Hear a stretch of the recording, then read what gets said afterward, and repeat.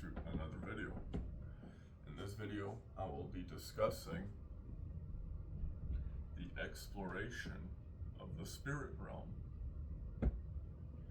Now, as we have come to our modern day and age understanding of the spirit realm, which is an inducing of specifically a high THC compound, which the more you alter this compound, all of a sudden you arise newer and newer and newer concentrations or modifications of the initial compound known as the THC, which in its evolution of the conscious living plant, you then see the rise of the evolution of the initial compound of the THC, which is a serotonin or a serotonergic stimulant within the nervous system.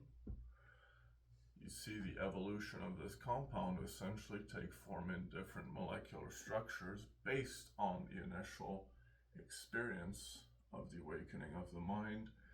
The further up the chain you go of the same experience or the more conscious living plant you would acquire said compound from, you would see such as arise at its peak, known as DMT. You would enter a breakthrough portion, entering an alternate reality in the experience of the universe. What is that realm? Well, we have come to understand in our modern day of science explanation, this is the realm we have known as spirit. Now, at the beginning of the actual experience, what do you realize? Well, the experience is a realm of light. But in the measure of science, we have to get to the bottom of things, if you wish, which means getting to the actual bottom of things. In our exploration of the mind, we essentially found a way to try to measure essentially how much we can explore within that particular realm, which in certain processes began the experimentation of intravenous DMT-induced trips, which they would observe patients which were hooked up to a continuous DMT release, which they would measure essentially how long is a person able to visit a DMT trip and remain of sane mind. A rather dark study, if you wish, because this could take a rather dark turn rather quickly. In the understanding of the prolongation of the exposure to the spirit realm, the longer you stay within said realm, the less real you feel within this realm. And so now they began the experimentation of prolonging at which the rate you could actively induce a traveling or a trip for an individual to essentially travel within the spirit realm and explore a new dimension. In the search of what exactly? Well, in the search of God, which the longer we could induce a trip, essentially the longer an individual could essentially wander within said realm and see if they could essentially find God within this realm in order to see if we can all together essentially get to that particular point of finding where he is located at the throne within this particular realm. And if one individual can find him, in the understanding of the collective consciousness, we could essentially say that if one individual can experience this realm, others can experience this realm, which is where we see the rise of the notion of a collective trip, where you experience the same thing in an alternate dimension, which is what we find as a result of psychoactive substances. There's no such thing as an actual hallucination. It is actually a continuous perception of the universe at a higher resonant perception rate. which in its essence, the moment you enter the spirit realm, you are actively perceiving more of the universe.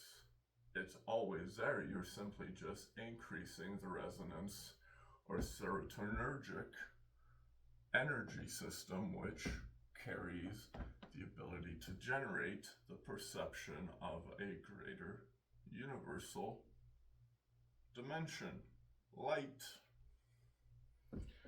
Now, in the measure of the collective trip, which as a shaman can explain, you can actively wander through this realm in order to find beings you can talk to, on and on and on, based on their observations, which if the study was not true, we would not be performing it in the first place in the exploration of the spirit realm, which man is of an exploring nature. And the idea now that we must take very stable and logically intelligent and less emotionally attached people to experience essential voyages, whether they be through physical space as an astronaut or the spirit realm as a psychonaut.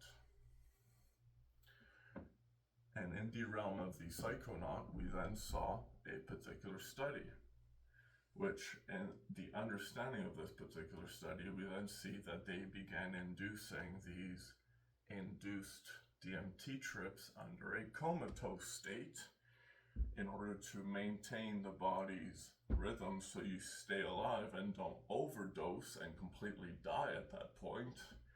But you would essentially induce the individual for a particular time, such as a month, under a continuous DMT release, and the individual would have essential time to travel the world in the spirit realm in order to see where they can find God.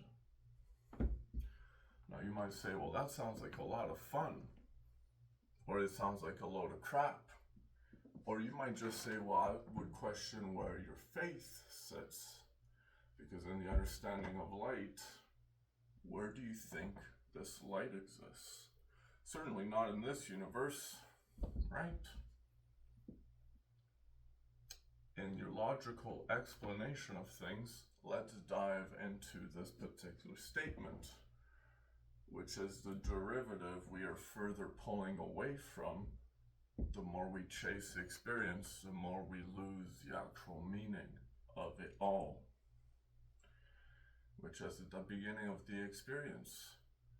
Yes, we may have prolonged our search to find the throne of God inside the spirit realm, but what is the essential meaning in itself? We were essentially trying to find if the kingdom of light exists, which if the kingdom of light exists, we find God.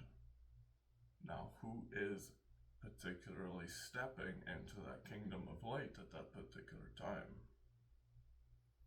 And who are you looking for? Which begs a question now. In your search, who were you looking for this whole time in your life? And you might say, well, I was simply looking for myself. And where do you end up in all of this, in this kingdom of light? Well, I'm just myself at that particular point. And based on that analysis, where would you conclude your search for God ends? At the beginning, where I choose to live my life. Simple enough statement. Now, pull back out of the experience of the DMT realm. Where do you think your current life sits without the use of DMT? In the physical realm, which means the spirit realm is the after effect or the after world, the next. And in understanding that, you now understand the fundamental truth behind the fundamental question of it all, which is, where is the throne of God? And in the search of it all itself, you find that the throne of God is in the realm of light. But where in the realm of light is the throne of God? Where is this particular, you could say, empty seat, which can exist both within the physical and the spirit realm? But in order for the experience to occur, there has to be a self present within the seat. You might hear your pineal gland activate all of a sudden. We've just begun releasing this experience. And this heightened resonance of the pineal gland creates altered states of consciousness. And we can actively release this DMT release, resulting in a natural inducing heightened stance of consciousness based on our processing of our reality. The more I understand the reality, the more I essentially arise into the evolution to the next.